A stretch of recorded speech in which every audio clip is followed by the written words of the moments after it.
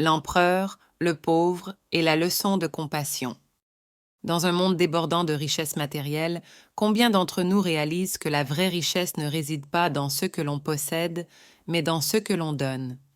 Ce conte inspirant du célèbre empereur Akbar et de son fidèle conseiller Birbal nous enseigne une leçon intemporelle. À travers cette histoire pleine d'émotions et de réflexions, vous découvrirez pourquoi la générosité et la compassion sont les véritables trésors d'une vie accomplie.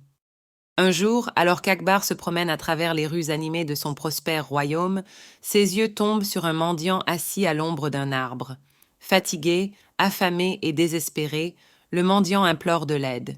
« Aidez-moi, s'il vous plaît, je n'ai rien mangé depuis des jours. » Touché par cette scène déchirante, Akbar s'arrête net. Il regarde autour de lui, tout semble prospérer dans son royaume. Marché plein, fermes florissantes et riches étals. Alors pourquoi quelqu'un souffre-t-il encore de la faim? Interpellé, il décide de résoudre ce mystère et se tourne vers son conseiller le plus sage, Birbal. « Explique-moi, Birbal, comment est-ce possible qu'un mendiant souffre dans un royaume aussi riche que le nôtre? N'avons-nous pas tout ce qu'il faut pour satisfaire les besoins de chacun ?» Birbal, avec son habituelle perspicacité, sourit légèrement et répond « Majesté, vous avez raison de vous poser cette question, mais la vraie réponse ne réside pas dans nos coffres remplis d'or, mais dans les cœurs des hommes. Si vous le permettez, je vous montrerai la solution. » Birbal élabore un plan simple mais ingénieux. Il invite deux figures antagonistes à la cour, un riche marchand, connu pour ses abondantes possessions, et un pauvre fermier, vivant modestement avec le peu qu'il possède. Akbar, intrigué, accepte de suivre son conseiller dans cette expérience. Le lendemain, les invités se présentent devant l'empereur. Le mendiant aussi est amené à la cour, sa famine toujours apparente. Birbal s'adresse d'abord au marchand. « Cher monsieur, voici un pauvre homme affamé. Pourriez-vous lui offrir de quoi manger ou l'aider d'une quelconque manière ?» Le marchand, vêtu richement, hausse les épaules et répond glacé. « Je suis désolé, mais je ne peux pas risquer de perturber mes finances. Ce n'est pas mon rôle de résoudre tous les problèmes de ce monde. » Sa froideur surprend les spectateurs, mais Birbal remercie poliment le marchand et lui demande de se retirer. Puis Birbal se tourne vers le fermier. Ce dernier, habillé humblement et paraissant fatigué par le dur labeur des champs, écoute la même demande. Le fermier hésite un moment, mais sans dire un mot, il prend une petite portion de grain qu'il avait apportée pour son propre repas et la tend au mendiant. « Ce n'est pas grand-chose, mais c'est tout ce que je peux donner. » Cette humble offre illumine la scène. Le mendiant, ravi, remercie le fermier pour sa bonté. Akbar, qui observait tout attentivement, s'adresse à Birbal avec curiosité. « Birbal, pourquoi le riche marchand a-t-il refusé d'aider alors qu'il avait tant, alors que ce fermier, qui a à peine de quoi vivre, a donné ce qu'il pouvait ?» Birbal, toujours calme et réfléchi, répond. « Majesté, la richesse d'un homme n'est pas mesurée par l'or ou les possessions qu'il accumule, mais par la générosité de son cœur. Le marchand a peut-être beaucoup en termes matériels, mais il est pauvre en compassion. Le fermier, bien qu'il ait peu, est riche en humanité. » Les paroles de Birbal frappent Akbar en plein cœur.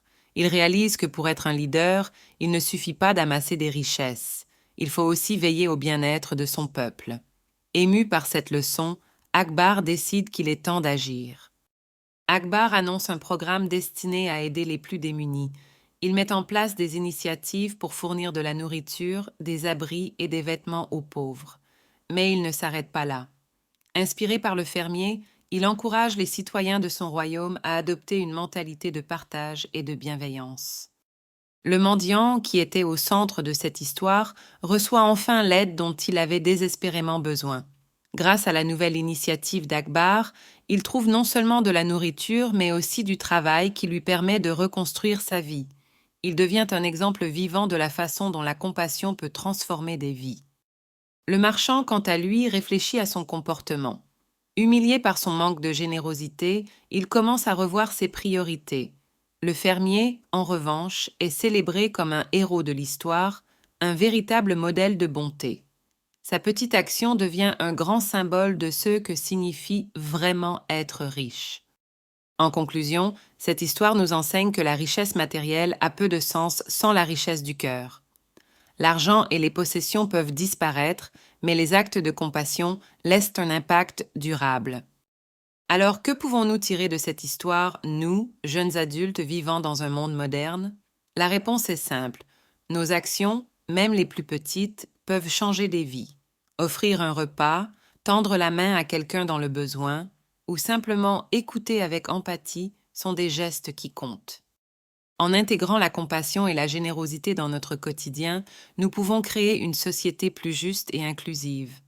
Akbar et Birbal nous rappellent que ces valeurs ne sont pas seulement des choix personnels. Elles ont le pouvoir de transformer des communautés entières. Laissez cette histoire inspirer vos choix. Soyez comme le fermier, non pas riche en biens, mais riche en bonté. Souvenez-vous, la vraie richesse, c'est ce que nous pouvons offrir au monde.